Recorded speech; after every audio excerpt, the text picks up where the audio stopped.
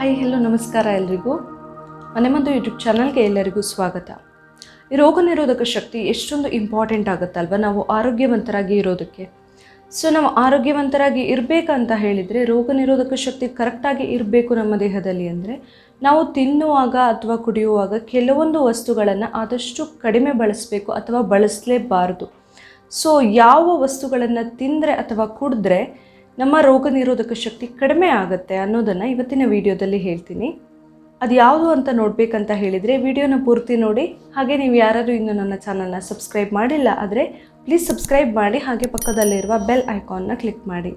ರೋಗ ನಿರೋಧಕ ಶಕ್ತಿ ಜಾಸ್ತಿ ಇದ್ದಾಗ ನಮಗೆ ಯಾವುದೇ ಕಾಯಿಲೆ ಬರಲಿ ಅದರ ಜೊತೆ ಫೈಟ್ ಮಾಡೋಕ್ಕೆ ನಮ್ಮ ದೇಹದಲ್ಲಿ ಶಕ್ತಿ ಇರುತ್ತೆ. ಸೊ ಕೆಲವು ಸರಿ ಏನಾಗುತ್ತೆ, ನಾವು ತಿನ್ನುವಂತಹ ಆಹಾರದಿಂದನೇ ಅಥವಾ ನಾವು ಏನು ತಿಂತೀವಿ ಏನು ಕುಡಿತೀವಿ ಅನ್ನೋದ್ರಿಂದನೇ ನಮ್ಮ ರೋಗ ನಿರೋಧಕ ಶಕ್ತಿ ಹೇಗಿದೆ ಅನ್ನೋದು ಕೂಡ ಡಿಪೆಂಡ್ ಆಗುತ್ತೆ. ಕೆಲವೊಂದನ್ನು ತಿಂದರೆ ನಮ್ಮ ರೋಗ ನಿರೋಧಕ ಶಕ್ತಿ ಇನ್ನೂ ಕಡಿಮೆ ಆಗುವ ಚಾನ್ಸಸ್ ಇರುತ್ತೆ.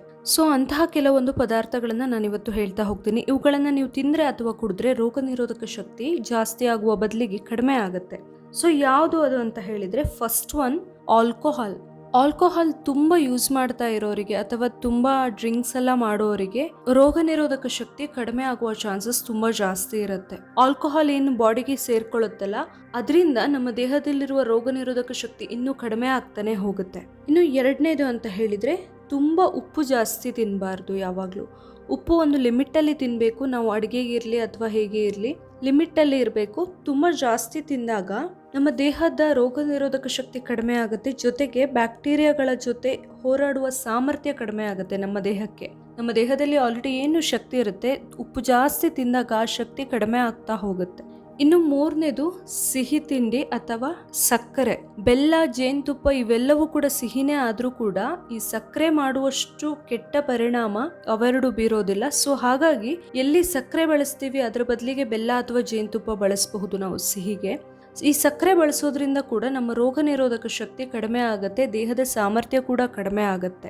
ಇನ್ನು ನಾಲ್ಕನೇ ಪಾಯಿಂಟ್ ಅಂತ ಹೇಳಿದರೆ ತುಂಬ ಕೆಫೇನ್ ಯಾರು ಯೂಸ್ ಮಾಡ್ತಾರೆ ಅಂದರೆ ಕಾಫಿ ಟೀ ಎಲ್ಲ ತುಂಬ ಕುಡಿತಾರೆ. ಕೆಲವರು ತುಂಬ ಜನ ಕುಡಿತಾರೆ ಬಟ್ ಲಿಮಿಟಲ್ಲಿ ಕುಡಿತಾರೆ. ಬಟ್ ಯಾರು ತುಂಬ ಜಾಸ್ತಿ ಕುಡಿತಾರೆ ಅಥವಾ ಖಾಲಿ ಹೊಟ್ಟೆಯಲ್ಲಿ ಕಾಫಿ ಟೀ ಎಲ್ಲ ಕುಡಿತಾರಲ್ಲ ಅಂಥವರಲ್ಲಿ ಕೂಡ ರೋಗ ನಿರೋಧಕ ಶಕ್ತಿ ಕಡಿಮೆ ಆಗುವ ಸಂಭವ ಇರುತ್ತೆ. ಯಾಕಂತ ಹೇಳಿದರೆ ಈ ಕೆಫೇನ್ ಅಂಶ ನಮ್ಮ ದೇಹದಲ್ಲಿರುವ ರೋಗ ನಿರೋಧಕ ಶಕ್ತಿ ಅಥವಾ ನಮ್ಮ ಏನು ಕಾಯಿಲೆಗಳ ಜೊತೆ ಹೋರಾಡುವ ಸಾಮರ್ಥ್ಯ ಏನಿರುತ್ತಲ್ಲ ಅದನ್ನ ಕಡಿಮೆ ಮಾಡ್ತಾ ಬರುತ್ತೆ. ಸೊ ಆದಷ್ಟು ಕೆಫೇನ್ ಇರುವಂತಹ ಲೈಕ್ ಎಕ್ಸಾಂಪಲ್ ಅಂದರೆ ಕಾಫಿ ಟೀ ಇವುಗಳನ್ನೆಲ್ಲ ಆದಷ್ಟು ಕಡಿಮೆ ಮಾಡ್ತಾ ಬರಬೇಕಾಗತ್ತೆ. ಇನ್ನು ಲಾಸ್ಟ್ ಒನ್ ಅಂತ ಹೇಳಿದರೆ ಸೋಡಾ ಮತ್ತು ಎನರ್ಜಿ ಡ್ರಿಂಕ್ ಇವೆಲ್ಲ. ಈ ಸೋಡಾ ಎಲ್ಲ ತುಂಬ ಗ್ಯಾಸ್ ಇರುತ್ತೆ ಅಲ್ವಾ ಅದರಲ್ಲಿ. ಸೊ ಅದೆಲ್ಲ ತಿಂದಾಗ ಕೂಡ ಅಥವಾ ಕುಡಿದಾಗ ಎಲ್ಲ ನಮ್ಮ ದೇಹದಲ್ಲಿ ರೋಗ ನಿರೋಧಕ ಶಕ್ತಿ ಕಡಿಮೆ ಆಗ್ತಾ ಹೋಗುತ್ತೆ.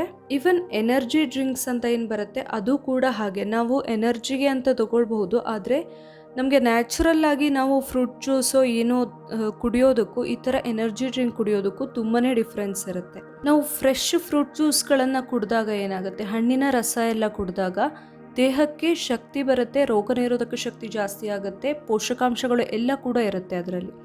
ಆದರೆ ಈ ಎನರ್ಜಿ ಡ್ರಿಂಕ್ಗಳು ತುಂಬ ದಿನ ಸ್ಟೋರ್ ಎಲ್ಲ ಮಾಡಿ ಇಟ್ಟಿರೋದ್ರಿಂದ ದೇಹಕ್ಕೆ ಅಷ್ಟೊಂದು ಒಳ್ಳೆಯದಲ್ಲ. ಇದರಿಂದ ಒಳ್ಳೆಯದಾಗೋದಕ್ಕಿಂತ ಕೆಟ್ಟ ಪರಿಣಾಮನೇ ಜಾಸ್ತಿ ಇರುತ್ತೆ.